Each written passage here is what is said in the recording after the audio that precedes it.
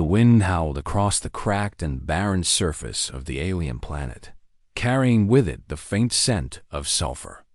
The sky above was a swirling mix of orange and deep purple, casting strange shadows over the rocky terrain. In the distance, jagged mountains rose like broken teeth against the horizon. This was no place for humans, but Jaeon had long since stopped questioning why he was here. He adjusted his armored gloves and tightened his grip on the rifle slung across his shoulder. His helmet's visor reflected the dim light of the twin suns as they sank lower in the sky, painting everything in shades of gold and crimson. Jaeon had been patrolling this section of the outpost perimeter for hours now. The suit he wore weighed heavily on him, both physically and mentally. It was supposed to make him stronger, faster, more resilient, but all it did was remind him of how vulnerable he truly was underneath. Without the armor, he was just another fragile human trying to survive in a world that seemed determined to crush him. Still, he kept moving forward, scanning the landscape for any sign of movement. The Luminari could appear at any moment, shimmering out of thin air like ghosts made of light. He hated them. Not because they were dangerous, though they certainly were, but because they didn't seem to have a reason for existing. They weren't animals hunting for food or soldiers fighting for territory. They were something else entirely. Energy beings, scientists called them, though no one really understood what that meant. All Jaeon knew was that whenever they showed up, people died. Friends died. And yet, despite everything, there was something about them that unnerved him even more than their attacks. The way they watched.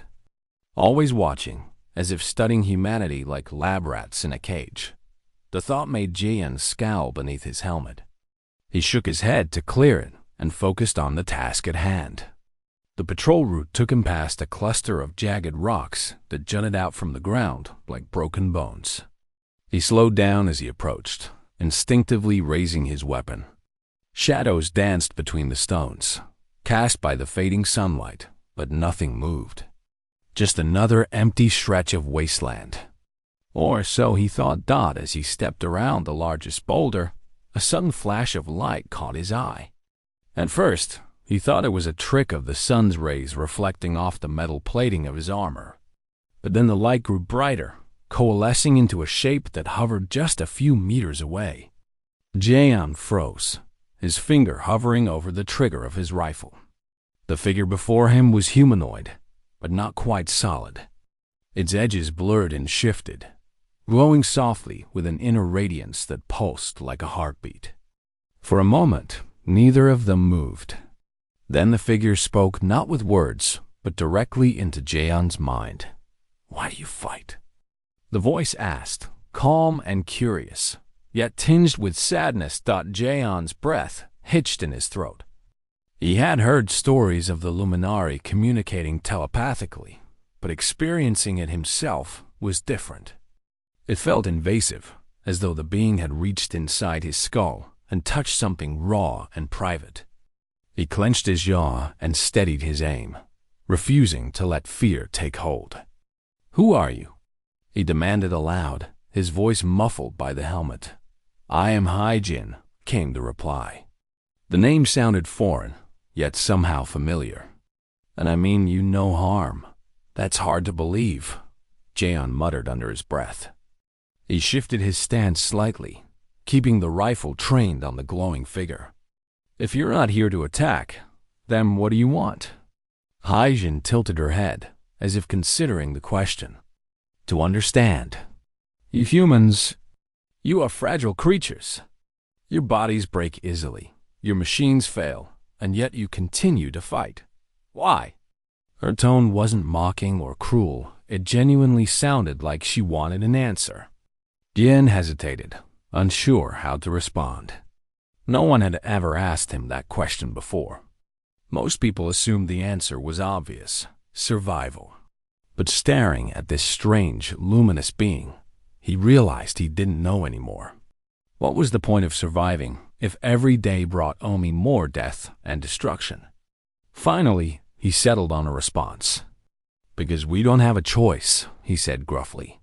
You've taken everything from us, our homes, our freedom. If we stop fighting, we'll die. But why must it be this way? Hai-Jin persisted. We did not come here to conquer.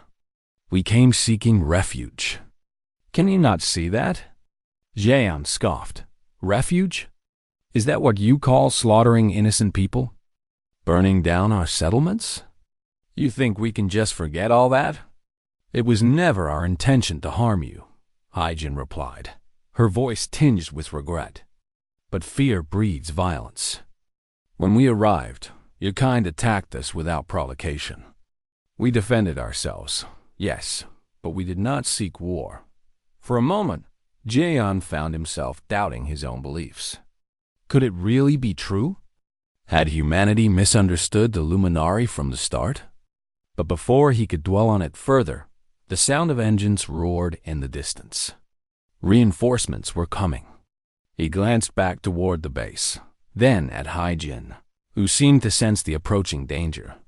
You should leave, Jeon said abruptly. Now, will you help us? Hai-Jin asked, her form flickering slightly. Will you tell your people the truth? Aye, Jeon faltered. The weight of her request pressed down on him, suffocating and impossible.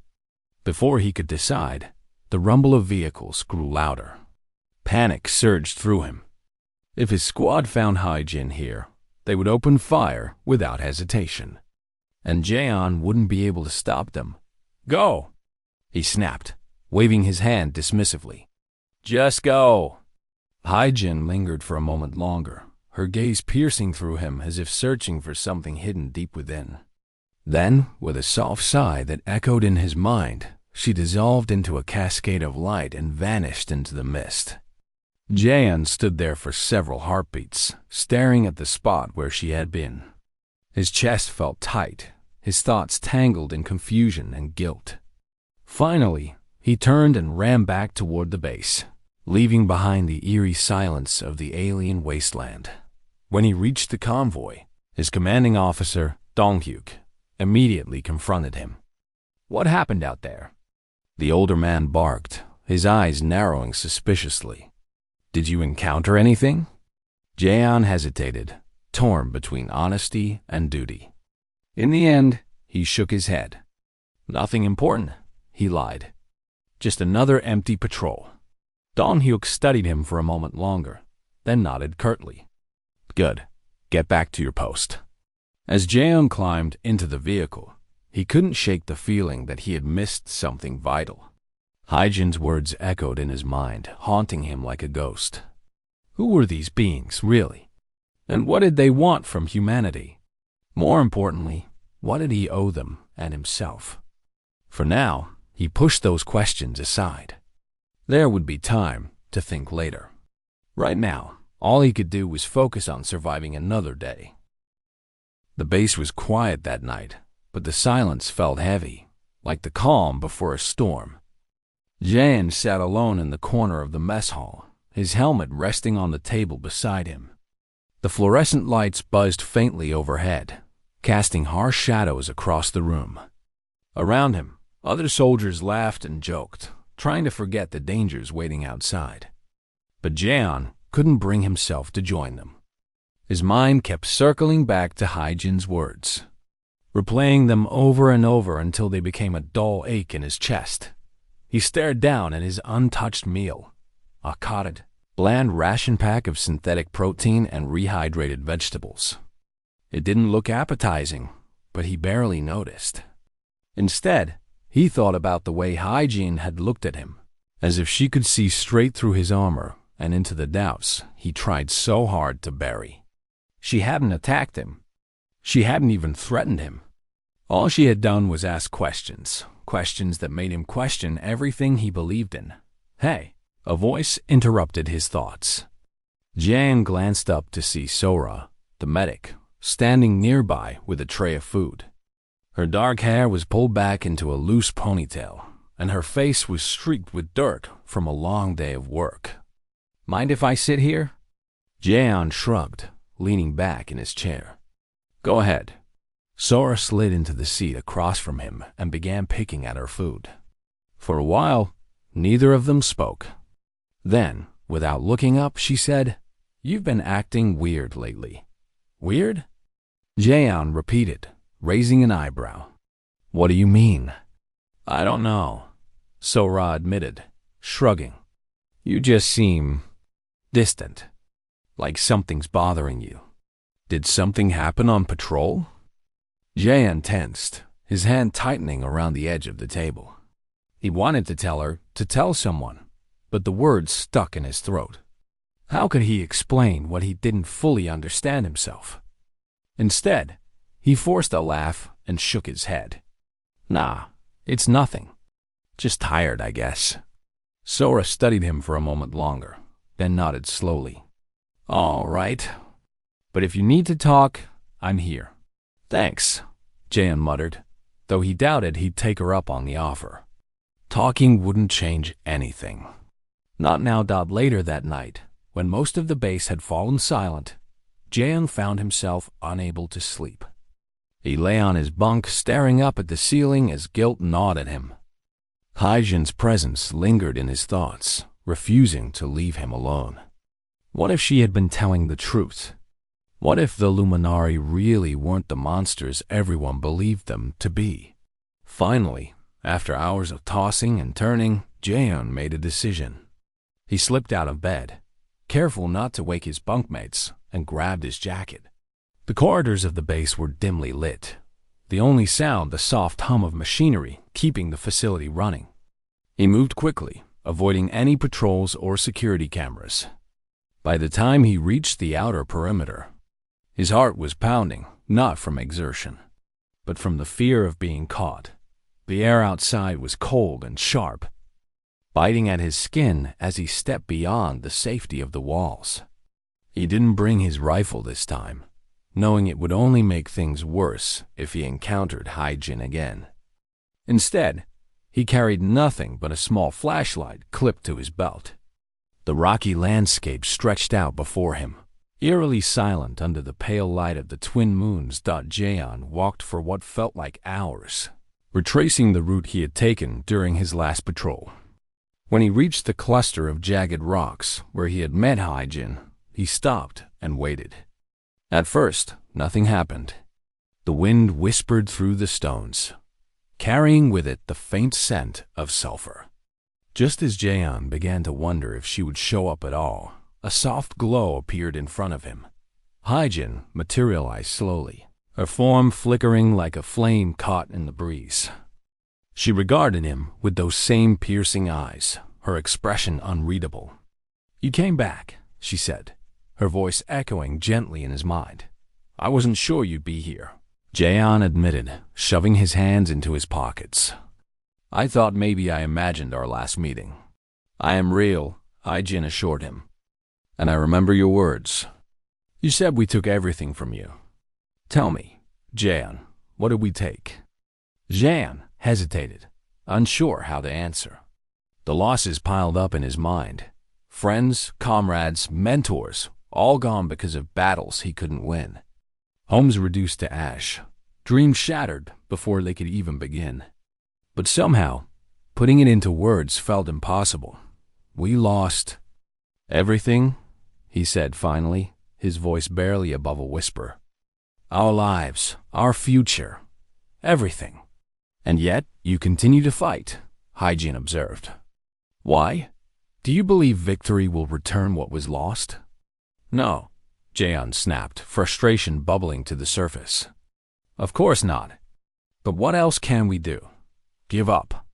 Let you destroy us?" "Destroy you?" Hyjin repeated, sounding genuinely surprised. "That is not our purpose. We are refugees, fleeing a disaster that consumed our world. This planet, it is a place of refuge for us, just as it is for you." Jaeon frowned, skepticism creeping into his thoughts. "If that's true, why haven't you tried to talk to us before? Why all the fighting?" "Because fear blinds you," Hyjin replied simply. "When we arrived, your kind saw only danger. You attacked first, leaving us no choice but to defend ourselves. And now, the cycle continues. Her explanation made a strange kind of sense, but Jaeon still struggled to accept it. If the Luminari truly weren't hostile, why did they always seem to strike first? Why did they never show themselves except in moments of conflict? Even if I believe you, he said slowly, how am I supposed to convince anyone else? My people won't listen. They'll call me a traitor. Haijin tilted her head, considering his words. Then perhaps it is time for a new approach. A gesture of trust, to prove we mean no harm. What kind of gesture? Jaeon asked warily. A ceasefire, Haijin suggested. A chance for both sides to step back and reconsider. Will you help us achieve this peace, Jaeon? Jaeon stared at her, torn between hope and despair. The idea of ending the war was tempting, but the risks were enormous. If he failed, if he betrayed his people's trust, the consequences would be catastrophic. Yet, deep down, he knew he couldn't keep going like this. The endless cycle of violence was eating away at him, piece by piece. He started, then trailed off, shaking his head. I can't promise anything, but I'll think about it. Haijin nodded, her form beginning to fade. That is all I ask. Remember, Jin and we are not your enemies. Perhaps one day, you will believe that. With that, she vanished, leaving Jaeon alone once more. The weight of her request settled heavily on his shoulders as he turned and began the long walk back to the base. Each step felt heavier than the last, burdened by the knowledge that he might have just taken. The first step toward changing everything or destroying it completely done. By the time he returned to the base, dawn was breaking, painting the sky in shades of pink and gold. Jaeon slipped inside unnoticed, his mind racing with possibilities. He didn't know what he would do next, but one thing was certain. He couldn't go back to the way things were. Whatever happened, he would have to choose a side and live with the consequences. The days that followed were tense. Jaeon tried to act normal, but it was hard. Every time someone spoke to him, he felt like they could see right through him. He avoided eye contact, kept his answers short, and did his best to blend into the background. But inside, his mind was a storm of thoughts and doubts. Haijin's words haunted him, replaying over and over in his head. A ceasefire. Peace. It sounded impossible, yet the idea wouldn't leave him alone. Dong-hyuk noticed. Of course, he did. The man had eyes everywhere, always watching, always suspicious. One evening, after a long day of drills, Dong-hyuk called Jaeon into his office. The room was small and cramped, filled with maps, screens, and stacks of reports. Dong-hyuk sat behind his desk, his face stern as he gestured for Jaeon to take a seat. You've been acting strange, Dong-hyuk said without preamble. His voice was calm, but there was an edge to it that made Jaeon's stomach tighten. What's going on? Nothing, Jaeon replied quickly, too quickly. He shifted uncomfortably in his chair, avoiding Dong-hyuk's piercing gaze. Just tired, I guess. Dong-hyuk leaned back in his chair, stunning him. Tired? That's not what I hear. Some of the others say you've been distracted, not paying attention during patrols, missing details. You know how dangerous that is out there. Jaeon clenched his fists under the table, trying to stay calm. I'm fine, he insisted. Just need some rest. Dong-hyuk didn't look convinced. He leaned forward, resting his elbows on the desk. Listen, kid. I don't care if you're tired or homesick or whatever. Out here, we can't afford mistakes. If something's bothering you, you need to deal with it or step aside. Got it? Jan nodded stiffly, though his mind was racing. Step aside? Was that what Dong-hyuk really wanted? To push him out of the way so he wouldn't cause trouble? The thought made Jaeon's chest tighten. He knew Dong-hyuk wasn't wrong. His distraction was dangerous, but he couldn't just forget about hygiene. Not now. When the meeting ended, Jian left the office feeling worse than before. He wandered through the base aimlessly, his thoughts spiraling. What was he supposed to do? Keep pretending everything was fine while people kept dying? Or risk everything by telling the truth and hoping someone would listen? The next morning, the tension reached a breaking point. Intelligence reports came in about a large luminary gathering near one of the abandoned outposts. It wasn't clear what they were planning, but Dong Hyuk wasted no time organizing a strike team. "We hit them hard and fast," he announced during the briefing. "Take out their leaders, disrupt their operations. Show them we're not backing down." Jam listened silently, his stomach churning. He knew this mission was a bad idea. Attacking the luminary now would only make things worse. But when Dong Hyuk asked for volunteers, Jaeon raised his hand anyway. He told himself it was because he needed to be there, to stop things from getting out of control. Deep down, though, he wasn't sure why he did it. The convoy rolled out at dawn, engines roaring as they cut through the alien landscape. Jaeon sat in the back of one of the vehicles, staring out at the barren horizon. His armor felt heavier than usual, pressing down on him like a physical reminder of the weight of his decision. Around him, the other soldiers talked and laughed, eager for the fight ahead. Jaeon stayed silent, his mind racing. When they arrived at the target location, the scene was chaos. The luminary had set up camp in the ruins of the old outpost, their glowing forms scattered across the broken ground. They didn't seem to notice the humans approaching, not until the first shots rang out. Then everything erupted into motion. Jaeon moved with the others, firing his weapon almost mechanically. The luminary retaliated with bursts of energy, their attacks lighting up the battlefield like fireworks. Explosions rocked the area, sending debris flying in all directions. Through the smoke and confusion, Jaeon caught glimpses of his comrades falling one by one, their lives snuffed out in an instant. And then, in the middle of it all, he saw her. Hyjin stood apart from the others, her form shimmering faintly in the chaos. She wasn't attacking. She wasn't even moving. She just watched, her expression unreadable. For a moment, their eyes met, and Jaeon felt a surge of guilt so strong it nearly brought him to his knees. He couldn't do this anymore. He couldn't keep fighting a war that didn't make sense.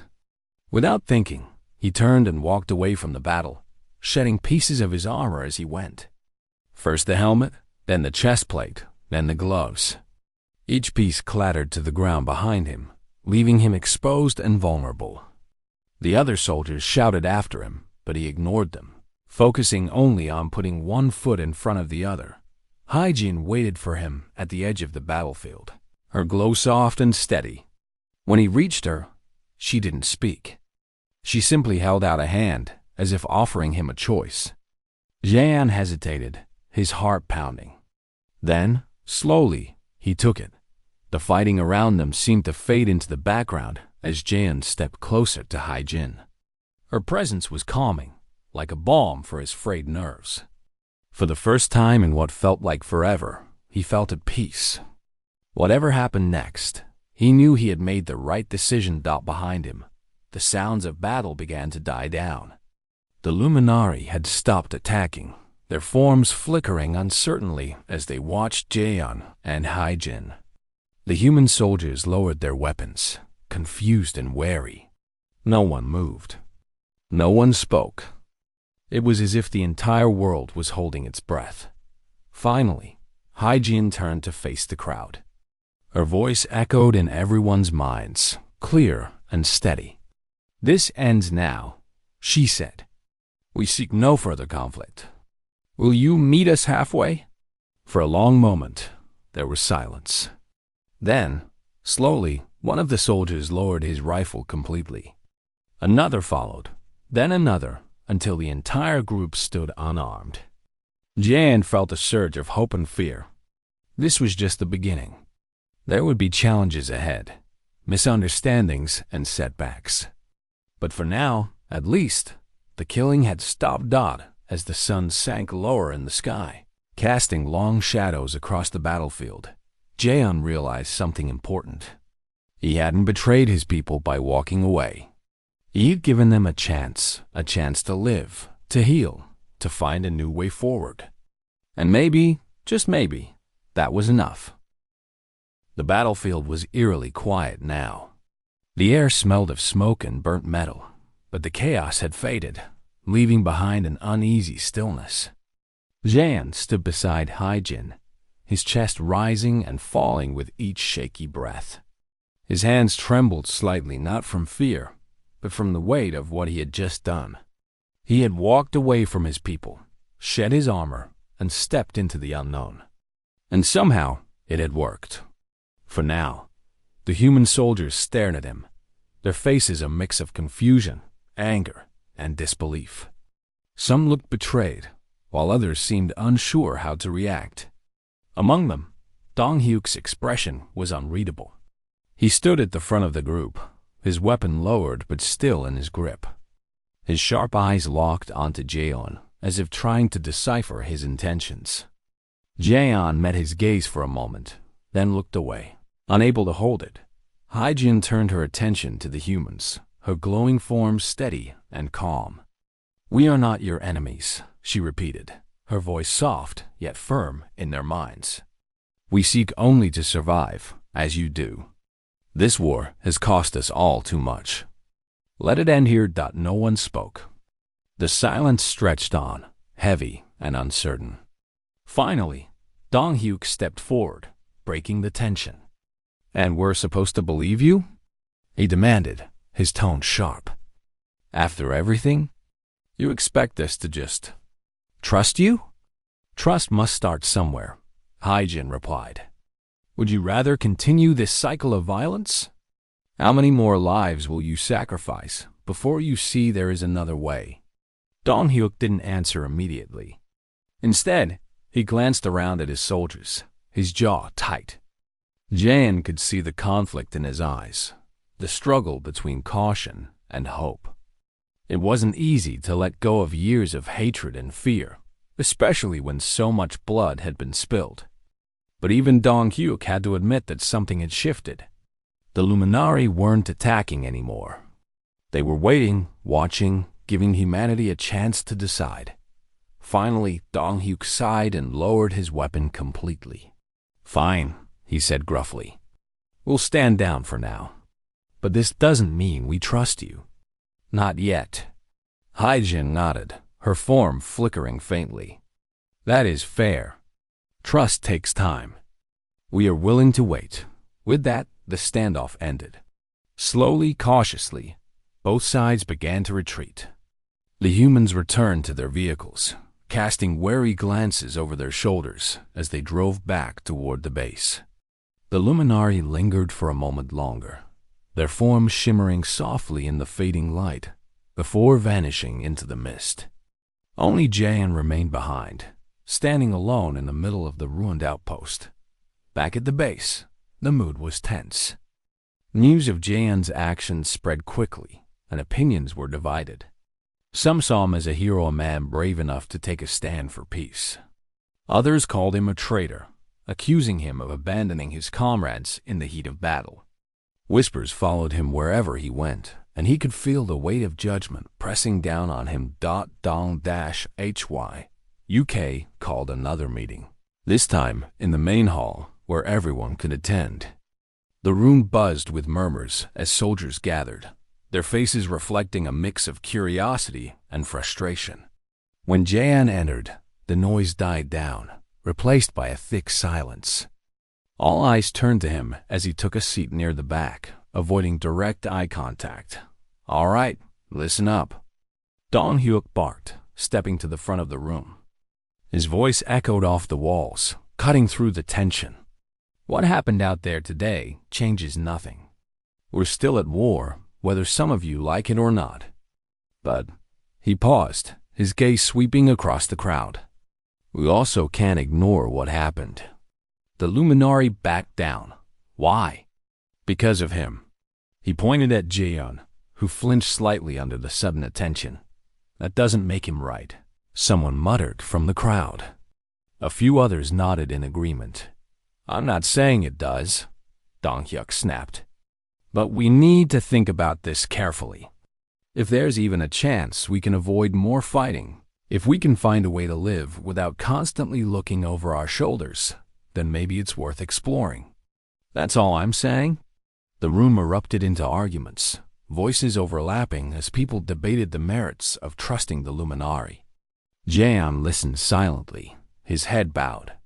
He knew most of them wouldn't understand why he had done what he did. To them, he was either reckless or naive. But deep down, he believed he had made the right choice, even if no one else agreed. Amidst the chaos, Sora stood up. Her voice cut through the noise like a knife, sharp and clear. "Enough," she shouted, silencing the room. She turned to face the crowd, her dark eyes blazing with determination. "Look, I don't know about the rest of you, but I'm tired of losing people. Every day, we bury someone else. Every night, we wonder if it'll be us next. Isn't that reason enough to try something different? Even if it's risky?" Her words hit hard, and for a moment, no one spoke. Then, slowly, a few heads began to nod. Not everyone was convinced, but at least some of them were willing to listen. Over the next few days, Jaeon worked with Sora and a small group of volunteers to prepare for negotiations with the Luminari. It wasn't easy. Many people resisted the idea, insisting it was too dangerous. Others simply didn't care, focused only on surviving another day.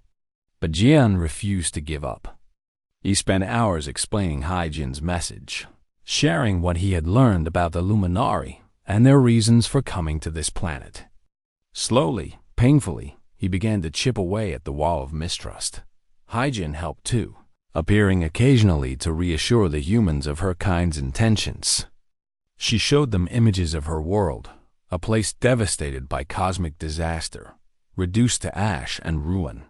She told them stories of her people's struggles, their desperate search for safety. Though not everyone believed her, enough did to keep the fragile truce alive. Finally, after days of preparation, the two sides met again. This time, it wasn't on a battlefield, but in a neutral zone, an open plain surrounded by jagged cliffs. The humans arrived first, setting up a makeshift camp under the watchful eyes of their guards. When the Luminari appeared, their forms glowing softly in the twilight, Jaeon felt a surge of nervous excitement. This was it, the moment everything would change. The negotiations were difficult. Both sides came with scars and suspicions, their histories of pain shaping every word and action. But slowly, progress was made. Agreements were reached on small things, sharing resources, establishing safe zones, limiting patrols. It wasn't perfect, but it was a start. Throughout it all, Jaeon stayed close to Haijin, acting as a bridge between the two groups.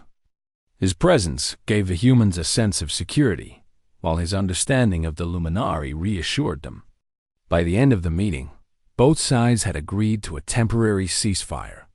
It wasn't peace, not yet, but it was a step in the right direction, as the sun set behind the cliffs, casting long shadows across the plain. Jaeon felt a flicker of hope. For the first time in years, he allowed himself to imagine a future without war, a future where humans and Luminari could coexist. It was a fragile dream, easily shattered, but it was enough to keep him going. Beside him, Haijin watched silently, her glow soft and steady. She didn't speak, but Jaeon didn't need her to. In her presence, he found strength and the courage to keep moving forward, no matter what lay ahead. The days that followed the ceasefire were strange. The base felt different, quieter, but not peaceful. People moved around with a mix of caution and curiosity, unsure how to act now that the constant threat of attack had lifted. Some soldiers began repairing damaged equipment or cleaning up the mess left behind by years of fighting. Others sat in silence, staring at the walls, as if waiting for something bad to happen. It was like the entire camp was holding its breath. Jaeon felt it too. He tried to stay busy, helping Sora organize supplies for the Luminari and working with the small team coordinating the next steps of the truce. But his mind kept wandering back to Haijin. She hadn't appeared since the meeting, and though he knew she was safe, he couldn't shake the feeling that something was missing. Without her calm presence nearby, everything seemed less certain, more fragile. One evening, as the twin suns dipped below the horizon, Jaeon found himself standing outside the base. The cool wind whipped across the barren landscape, carrying with it the faint scent of sulfur. He stared out at the empty plains, his thoughts heavy with doubts. Could this really work? Would the humans and Luminari ever truly trust each other? Or would the peace crumble under the weight of old fears and new challenges? "You look lost," a voice said softly behind him. Jian turned to see Sora approaching, her hands tucked into the pockets of her jacket. Her dark hair was tied back loosely, and her face was streaked with dirt from a long day of work. Despite the exhaustion in her eyes, there was a warmth to her smile that made Jaeon feel a little less alone. "Not lost," he replied after a moment. "Just thinking." "About what?" she asked, coming to stand beside him. "Everything," Jaeon admitted. "This truce is fragile. One wrong move, and it could all fall apart. What if we're not ready for this?" Sora didn't answer right away. Instead, she gazed out at the horizon, her expression thoughtful. "You can't control everything, Jaeon," she said finally. "All you can do is try your best. If people see that you believe in this, if they see that you're willing to take risks for it, they might start believing too." Her words stayed with him long after she left. They weren't comforting exactly, but they gave him something to hold on to, a reminder that even small actions could make a difference. Over the next few weeks, life changed slowly but noticeably. Humans and Luminari began sharing resources, exchanging knowledge about the planet's environment and technology. The Luminari taught the humans how to purify water using energy fields, while the humans showed them how to grow crops in the harsh soil. At first, these interactions were awkward and tense, with both sides wary of making mistakes. But over time, trust began to grow slowly, painfully, but surely. Jaeon played a key role in bridging the gap between the two groups. His understanding of Haijin's language and culture helped smooth over misunderstandings, and his calm demeanor reassured those who were still hesitant. Though some people continued to distrust him, calling him reckless or naive, others began to see him differently, as someone brave enough to fight for something bigger than himself. Haijin reappeared one night, her glow soft against the darkness. She found Jaeon sitting on a rock near the edge of the base, staring up at the stars. When she approached, he smiled faintly, feeling a sense of relief wash over him. "I thought you'd forgotten about us," he said lightly.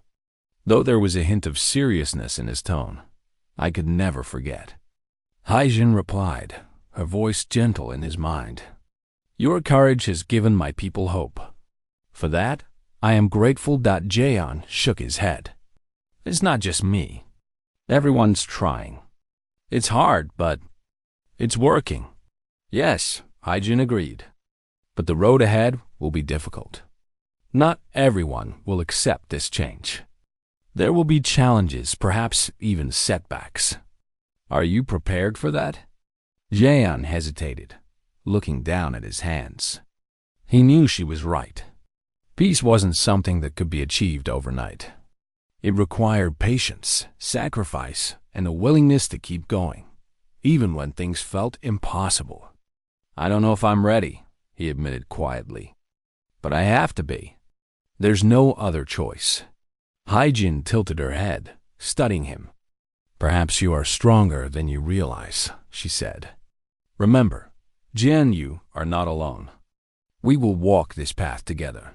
Her words gave him strength, but they also reminded him of something else. the burden of leadership. He couldn't stay in the middle forever, acting as a bridge between two worlds. Eventually, he would have to choose where he belonged. As the weeks turned into months, tensions began to rise again. Not everyone was happy with the truce. Some humans saw it as a betrayal, accusing Jaeon and the others of abandoning humanity's values for the sake of convenience. Rumors spread, and arguments broke out in the base. Even among the Luminari, there were whispers of dissent. Those who believed their kind should reclaim the planet by force. Dong-hyuk called another meeting, his face grim as he addressed the group. "This isn't working," he said bluntly. "Too many people are unhappy. Too many questions without answers. If we don't find a way to fix this, the truce will collapse." Jaeon listened silently, his heart sinking. He had known this moment would come, but hearing it said aloud made it feel real. He stood up, drawing everyone's attention. "Then let me go," he said firmly. "If my presence here is causing problems, I'll leave. Maybe that's what needs to happen for both sides to move forward." The room fell silent. Dong-hyuk frowned, clearly surprised by Jaeon's suggestion. "Are you sure about this?" he asked after a moment. "No," Jaeon admitted. "But I think it's the right thing to do. My being here reminds people of everything they've lost and everything they're afraid of losing again. If I step aside, maybe they'll stop focusing on me and start focusing on the future." For a long moment, no one spoke. Then Sora stood up, her expression determined. "If Jaeon goes, I'll go with him," she said firmly. He shouldn't have to do this alone. Others nodded in agreement, volunteering to join them. Slowly, reluctantly, Dong-hyuk relented. "Fine," he said gruffly. "But don't expect this to solve everything. This is just the beginning." The day Jaeon and the others left, the entire base gathered to watch. Some cheered, while others looked on solemnly. As Jaeon stepped beyond the perimeter, he felt a strange mix of sadness and hope. He didn't know where he was going, only that he needed to keep moving forward. Haejin waited for him at the edge of the plain, her form glowing softly in the morning light. When he reached her, she extended a hand, as if inviting him to follow. Jaeon hesitated for a moment, then took it. Together, they walked away from the base, leaving behind the ruins of war and stepping toward an uncertain future. Behind them, the horizon stretched endlessly, vast and untamed. It was a reminder of how much work lay ahead, but also of the possibilities waiting to be discovered.